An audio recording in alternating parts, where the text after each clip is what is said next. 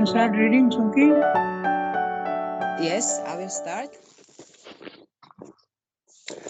For the initiation of the evolutionary emergence from the inconscient works out by two forces, a secret cosmic consciousness and an individual consciousness manifest on the surface.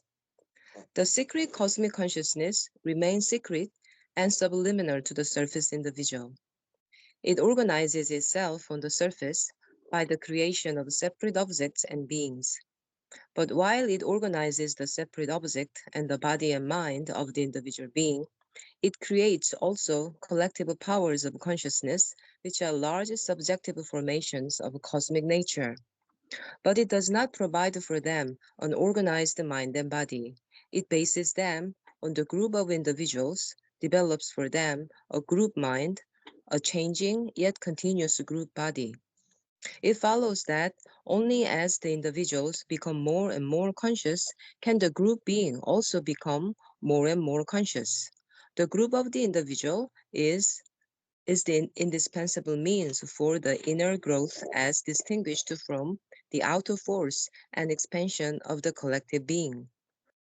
This indeed is the dual importance of the individual, that it is through him that the cosmic spirit organizes its collective units and makes them self-expressive and progressive, and through him that it raises nature from the inconscious to the superconscious and exalts it to meet the transcendent. In the mass of the collective consciousness is near to the inconscient. It has a subconscious, an obscure and mute movement which needs the individual to express it, to bring it to light, to organize it and make it effective.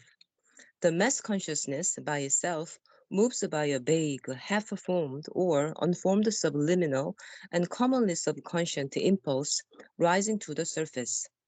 It is prone to a blind or half-seeing unanimity, which suppresses the individual in the common movement. If it thinks it is by the motto, the slogan, the watchword, the common crude or formed idea, the traditional, the accepted customary notion. It acts when not by instinct or on impulse, then by the rule of the pack, the herd mentality, the type law. This this mass consciousness life action can be extraordinarily effective if we can find an individual or a few powerful individuals to embody, express, lead, organize it. Its a sudden crowd movements can also be irresistible for the moment, like the motion of an avalanche or the rush of a tempest.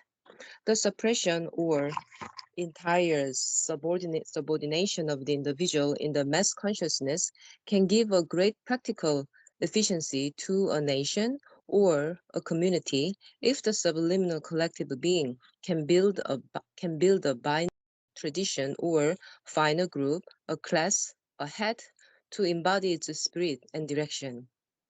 The strength of a powerful military states of communities with a tense and austere culture rigidly imposed on its individuals, the success of the great world conquerors had behind it the secret of nature. But this is an efficiency of the outer life, and that life is not the highest or last term of our being.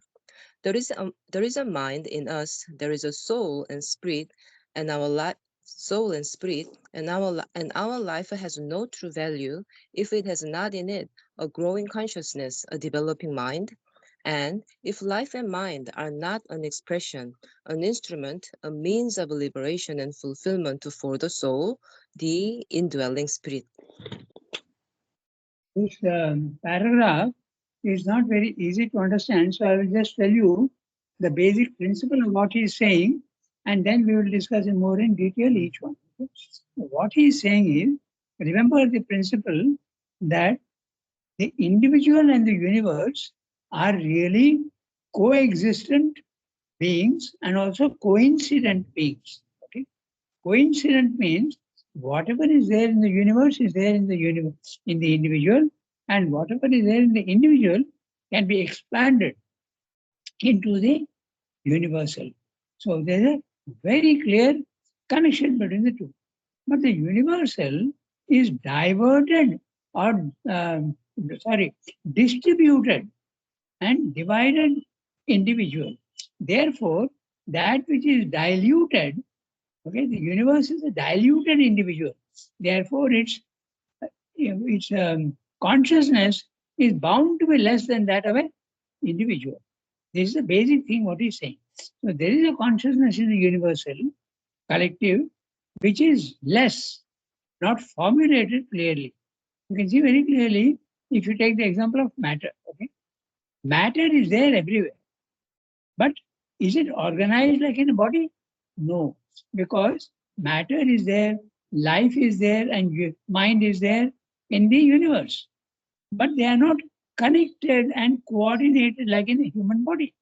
So the human body is matter and it is universal, but it is far superior to matter and mind and life in the universe. Then it is not coordinated like in a human body. This is what Srendra is stretching here again and again. Okay? So there is a mass consciousness and there is an individual consciousness. The individual consciousness is always far superior to the mass consciousness. Okay? There is a mass consciousness. For instance, when there is a riot, okay, it's a mass consciousness that is taking place. Everybody gets angry and they start destroying things. So it is at a much lower level. Okay? This is what Srendra is saying.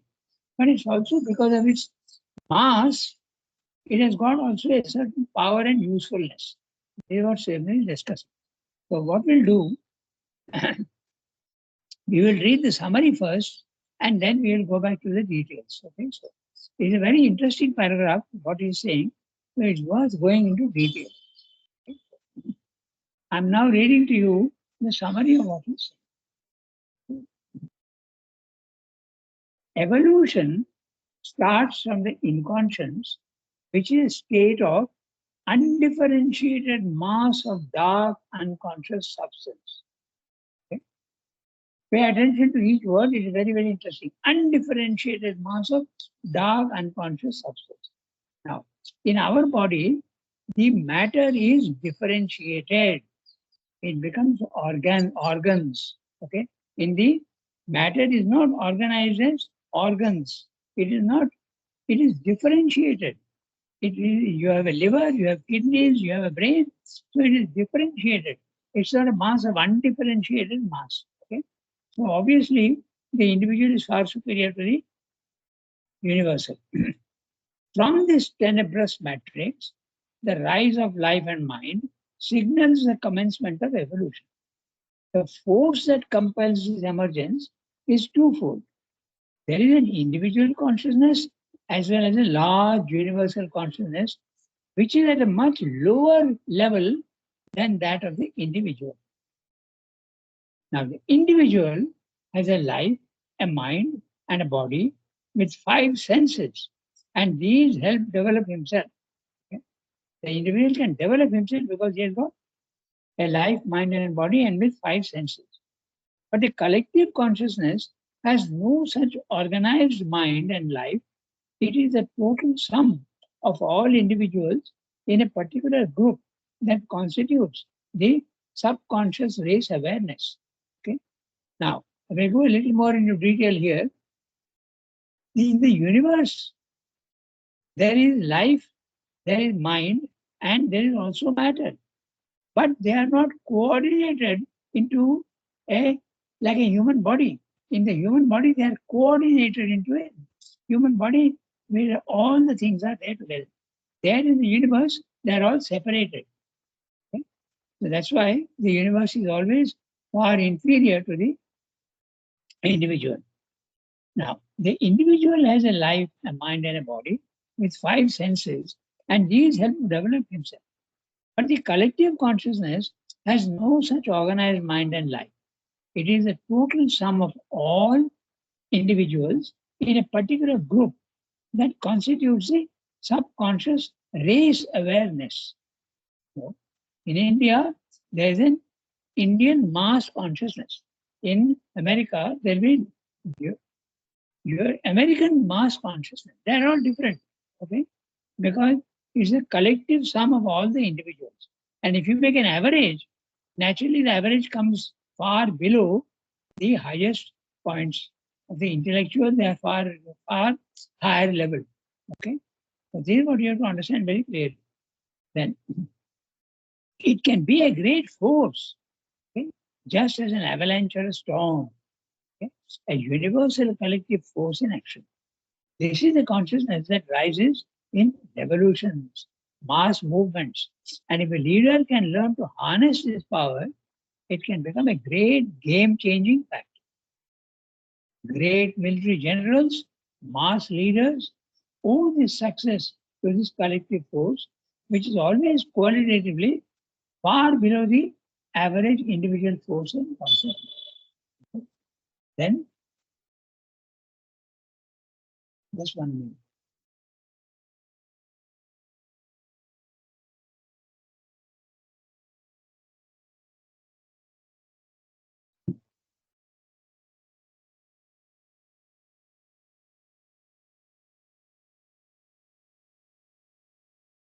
I'm unable to hear Rangata. Yeah, no, I was not talking. So now this is what he has said, okay, basically. So now we'll, he's talking, remember the chapter is evolution, huh? God, man, nature, and slowly there's an evolution. So he's talking about the individual evolution, which can be much, much faster than the universal evolution. And the universal evolution, because it is at a much lower level, its evolution is much slower. Okay? So I've read the summary, and I hope you have understood the summary. So now we go back to the beginning of the paragraph. Okay? Now, I'm reading each sentence, and with this background, we'll be able to understand much better what he's saying.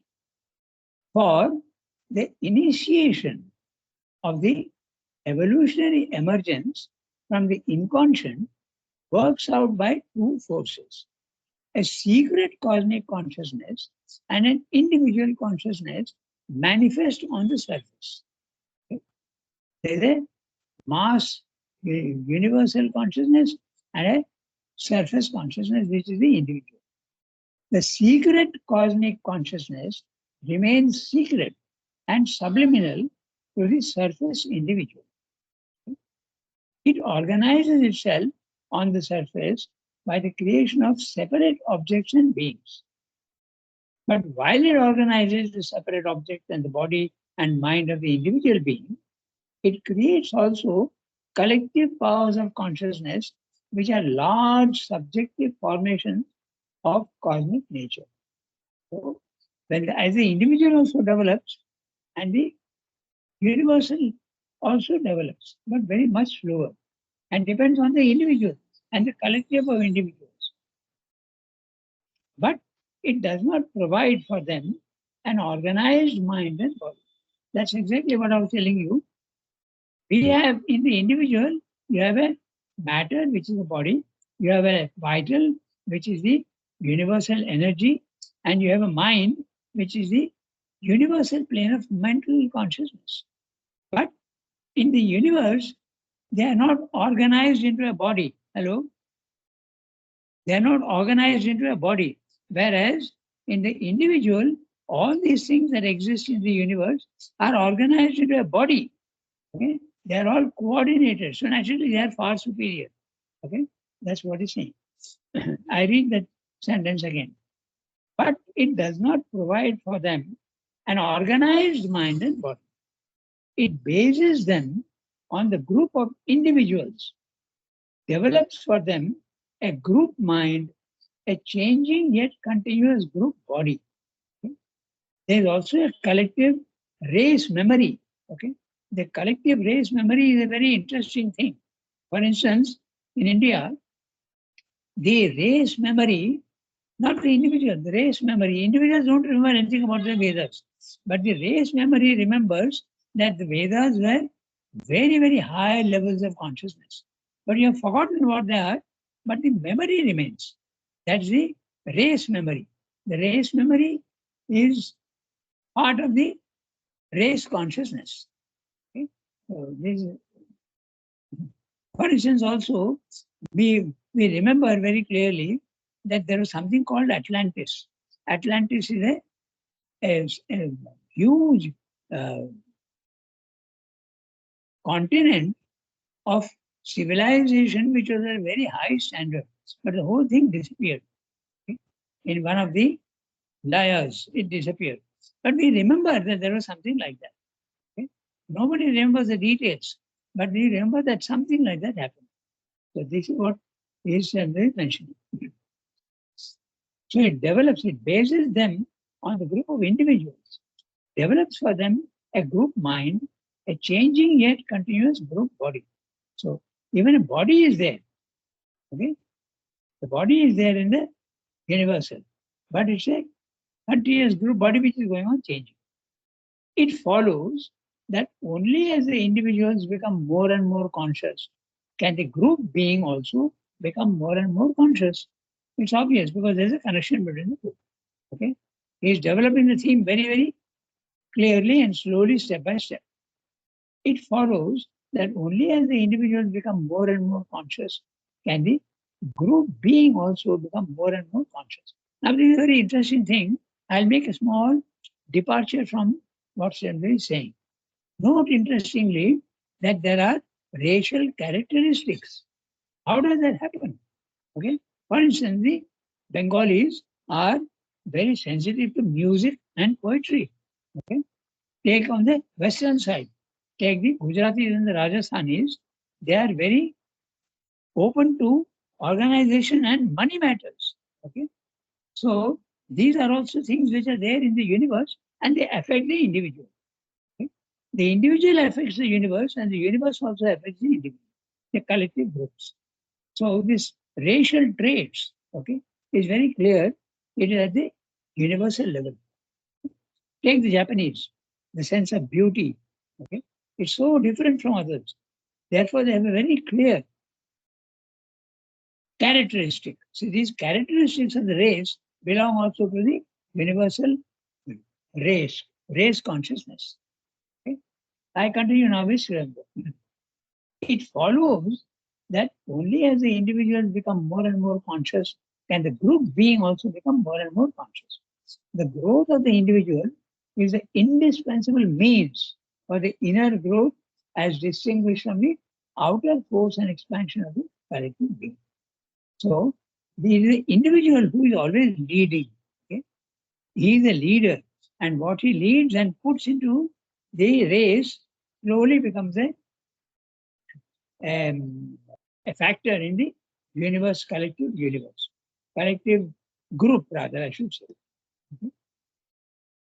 This indeed is the dual importance of the individual, that it is through him that the cosmic spirit organizes its collective units and makes them self-expressive and progressive, and through him that it raises nature from the inconscious to the superconscious, and exalts it to meet the transcendent.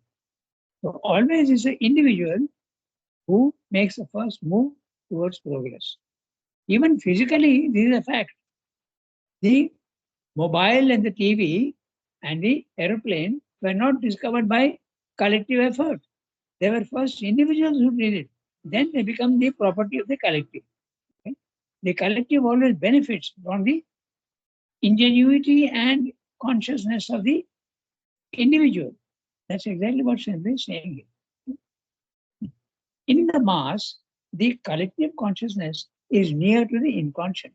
It's at a much lower level because the average of all the individuals who are conscious.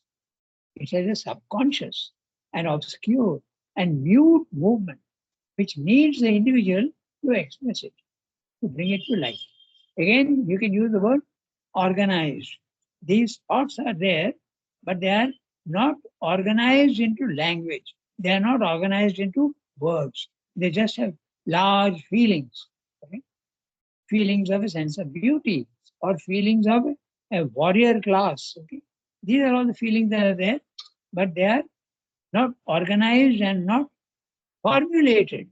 Sriranga often use the word also formulated, given form. They are unformed. Okay? They are unformed. So, this was they say. The mass consciousness by itself moves by vague, half-formed and unformed, subliminal, and commonly subconscious impulse rising to the surface. It is prone to a blind or half-seeing unanimity which expresses the individual in a common movement. If it thinks, it is by the motto, the slogan, the watchword, the common crude or formed idea, the traditional, the accepted customary notion. That's why the mass always follows the racial habits and also the racial customs. It's at a much, much lower level because it is mechanical. Those who are thoughtful, those who are individuals who are thinking, they can always challenge these race habits and things. In India, it is very, very clear. We follow everything mechanically without understanding the reason for all these things. Largely.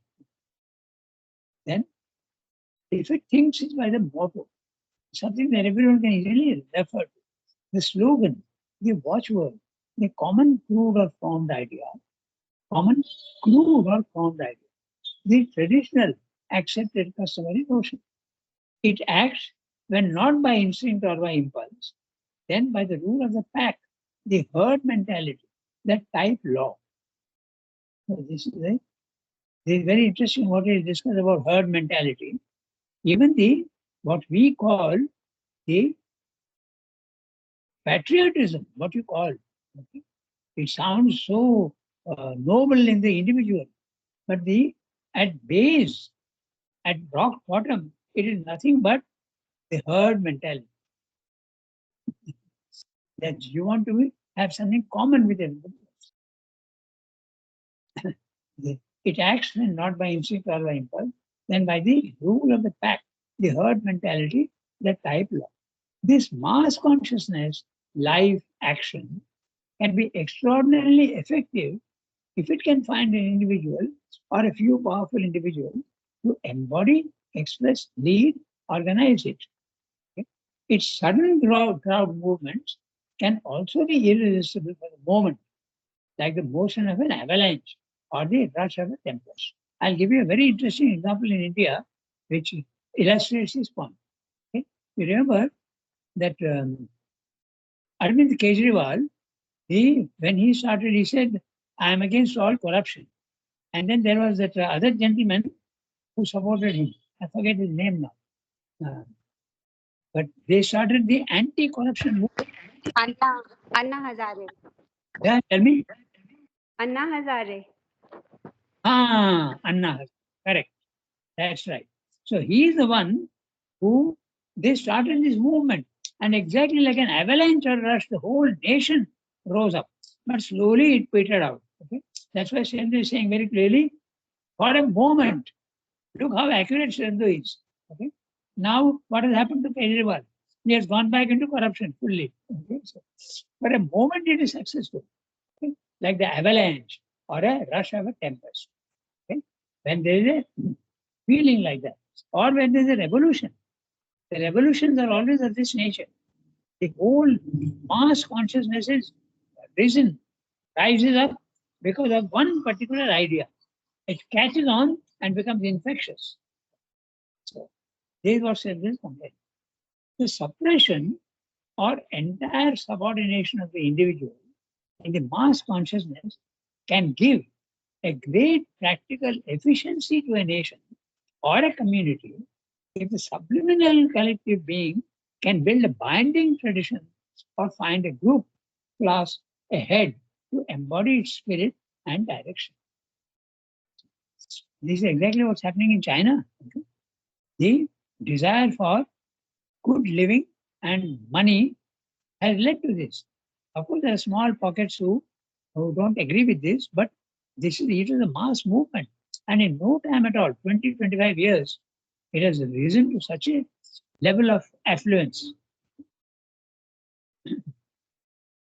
The strength of powerful military states, of communities with a tense and austere culture, rigidly imposed on its individuals, is exactly what we're talking about in China. The success of the great world conquerors take Alexander the Great, they had behind it this secret of nature, the rising of the mass consciousness. To a certain extent, Napoleon also. Napoleon conquered almost all of Europe. Had behind this the secret of nature. So what is the secret of nature? There's a mass consciousness can be manipulated by someone who knows how to manipulate it for any one particular cause. All right.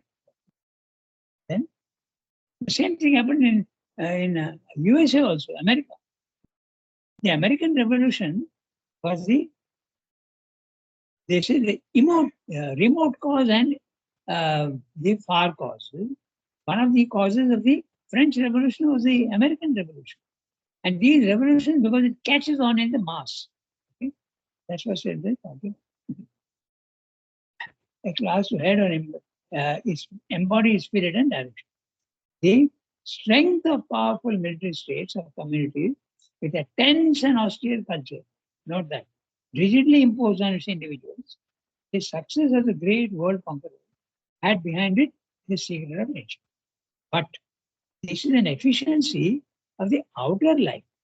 And that life is not the highest or last term of our being.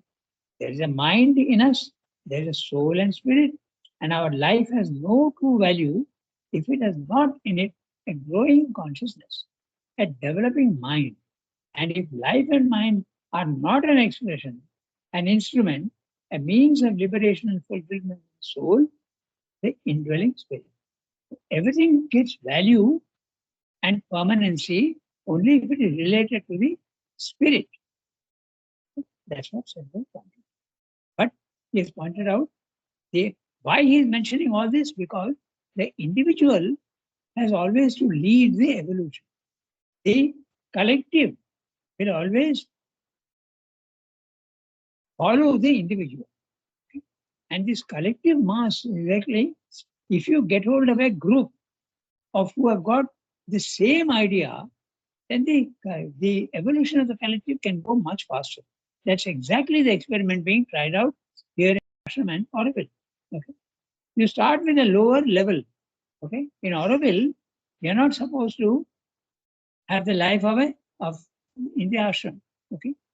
Just you have to be sufficiently awake to the service of truth. That's why they write nowadays at the service of truth. Okay? That's enough. You can get married, you can do business, you can do anything you want. Even other things are there, but this commonness should be there. Very interesting paragraph of the universal and the individual, how they are connected and how each affects the other. The universe also affects the individual. The environment is very, very powerful to hold the individual nature. Okay? But the individual, when he makes a discovery, it benefits the entire collectivity. Now we can read the next one. What is the time? The time is 8:33. We have got 7 minutes. So we can read the next one. Okay? Who can read? Sunki read this one. Archana Ji, you have the text? Or Yasmin? Am I audible, Rangada? Yes, yes, very audible. Am I audible? Yes, very audible. Okay. But the You read? progress of the mind, yeah, I'm reading. But the progress of the mind, the growth of the soul, even of the mind and soul of the collectivity, depends on the individual, on his sufficient freedom and independence, on his separate power to express and bring into being what is still unexpressed in the mass, still undeveloped from the subconscious, or not yet brought out from within or brought down from the superconscious. The collectivity is a mass, a field of formation. The individual is the diviner of truth, the form maker, the creator. In the crowd, the individual loses his inner direction and becomes a cell of the mass body, moved by the collective will or idea or the mass impulse. He has to stand apart, affirm his separate reality in the whole, his own mind emerging from the common mentality, his own life distinguishing itself in the common life uniformity, even as his body has developed something unique and recognizable in the common physicality. He has, even in the end, to retire into himself in order to find himself. And it is only when he has found himself that he can become spiritually one with all. If he tries to achieve that oneness in the mind, in the vital, in the physical, and has not yet a sufficiently strong individuality, he may be overpowered by the mass consciousness and lose his soul fulfillment, his mind fulfillment, his life fulfillment, become only a cell of the mass body. The collective being may then become strong and dominant, but it is likely to lose its plasticity, its evolutionary movement. The great evolutionary periods of humanity have taken place in communities where the individual became active, mentally, vitally, or spiritually alive. For this reason, nature invented the ego that the individual might disengage himself from the inconscious or subconscious of the mass and become an independent living mind, life power, soul, spirit, coordinating himself with the world around him, but not drowned in it and separately inexistent and ineffective. For the individual is indeed part of the cosmic being, but he is also something more. He is a soul that has descended from the transcendence. This he cannot manifest at once because he is too near to the cosmic inconscience, not near enough to the original superconscious. He has to find himself as the mental and vital ego before he can find himself as the soul or spirit.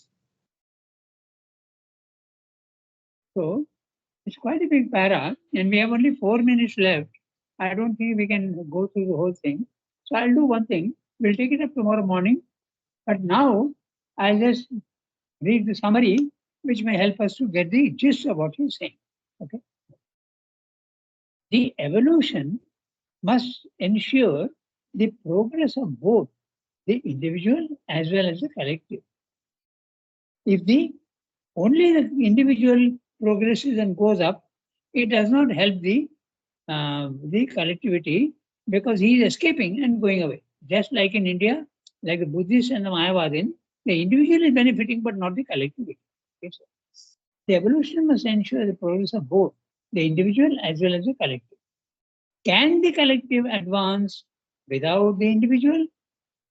But the individual too needs the universe for his progress. It's very obvious that the individual needs the evolution, the universe, because his food is coming from the universe, his sustenance is coming from the universe, his doctors and servants and teachers are all from the universe. So he needs the universe. But the universe needs the individual much more. It's a mutual thing. Now I'm reading the summary. The progress of life, mind, and soul depends on the individual. Even the progress of the collective life, mind, and soul depends on the individual. But this progress depends on the freedom and independence of the individual. That's how it is so important to stress that freedom is essential. He must be free to develop according to his unique swabhava. The individual is the pioneer, the initiator, the creator, the discoverer. What he achieves is later enjoyed by the collectivity. Therefore, the individual must graduate from the unknown, generalized, indistinguishable atom of the collective mass into a clear, well-formed, distinct character as recognizable in a crowd as his physical features mark him out as separate from the mass. Exactly the same way that your features separate you from the mass, your intellectual development, aesthetic development, and ethical development also must make you stand out from the mass. That's what said this. But it is for this purpose that nature endows him with an ego. Okay? Now you can see how important. Without the ego, you can't develop yourself. The urge to develop yourself comes only from the ego because you are conscious of yourself. Ego is the helper, ego is the boss. If man tries to universalize himself without individual development, he may lose himself in the crowd and become an unrecognizable self in the collective body. The collectivity may become strong and dominant as in an autocratic state, but it loses flexibility, creativity. It becomes a mechanical machine.